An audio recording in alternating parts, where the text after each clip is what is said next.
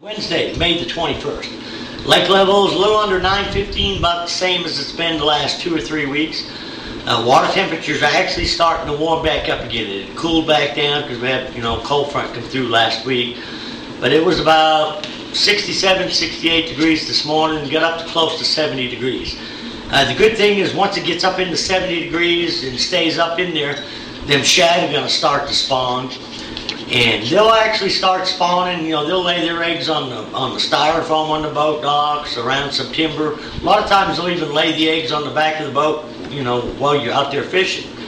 But whenever they get real active, and the topwater bite will get a lot more active, which the topwater bite's getting better and better each day. One, because the water temperature's getting warmer, and I think the other main factor is there's more and more fish that have got done spawning that are resting and starting to feed back up.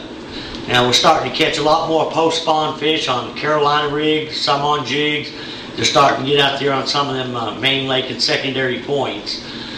And there's still fish spawning. So, there's still a lot of different ways to catch them. We're still catching them on a fluke.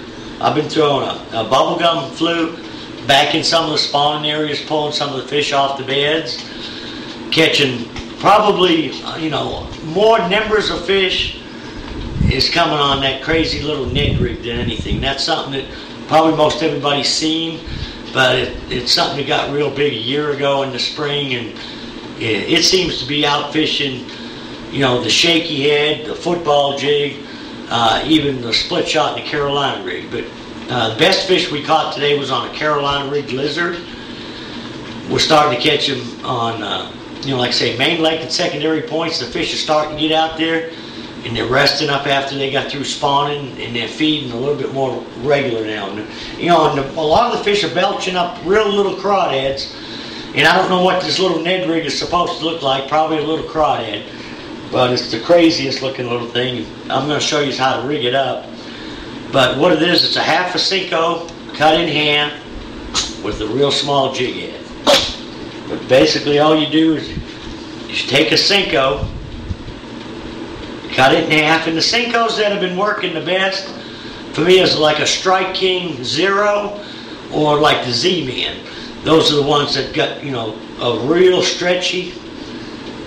And the jig heads we're using are either anywhere from a 1/4 ounce to an 1/8 ounce. It's got a real small hook, almost about like a crappie hook. And this is a mushroom head. This is one the guy makes up, the guy that has Danger Close Baits, makes these heads for me. But what you want to do is just slide this bait on. And what you got to do is you got to put a little super glue right up around here. Push the bait up on there. With this stuff that stretches like that, it's kind of hard to get it up there. But once you get it up there like that, then the super glue grabs hold.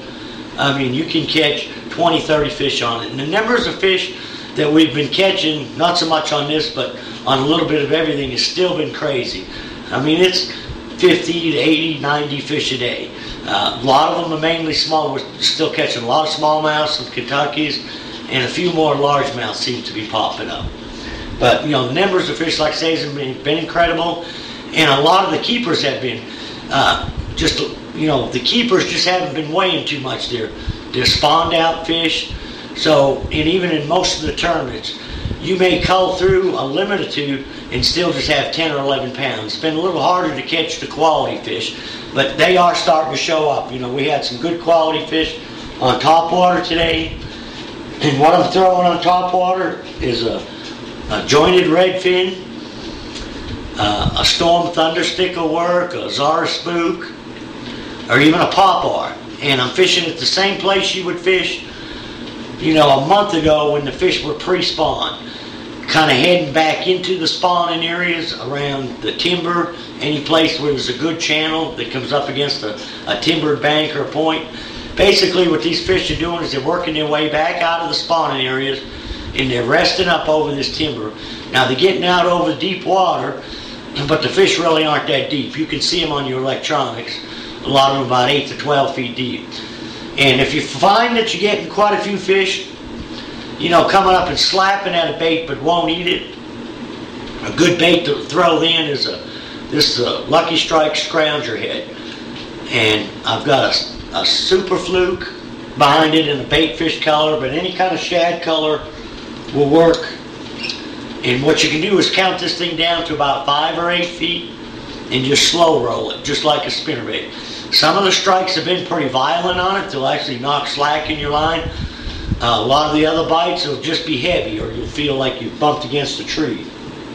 Another thing that'll work out in the same area is just a 1/4 ounce or 3/8 ounce jig head with like a 3.5 to 4 inch swim bait. This is a Kitech 3.8 here. And you know, we're still catching a lot of fish on smoked single tail grub on the gravel banks, just inside the points. Just still a lot of different ways to catch fish. And I think they're going to be up in this, 20 foot or less range for several weeks yet, till that water starts getting a little bit hotter. I'm starting to see some fish out in that 25, 27 foot. So it probably won't be long before you could go out there and start vertical fishing them with a drop shot. But there's still a lot of fish that are going to be working their way back out of them coves that are going to be in these same points in area for some time to come. You're going to start seeing probably fewer and fewer smallmouth and more Kentuckies being caught. But right now, we seem to be catching more smallmouth still than anything.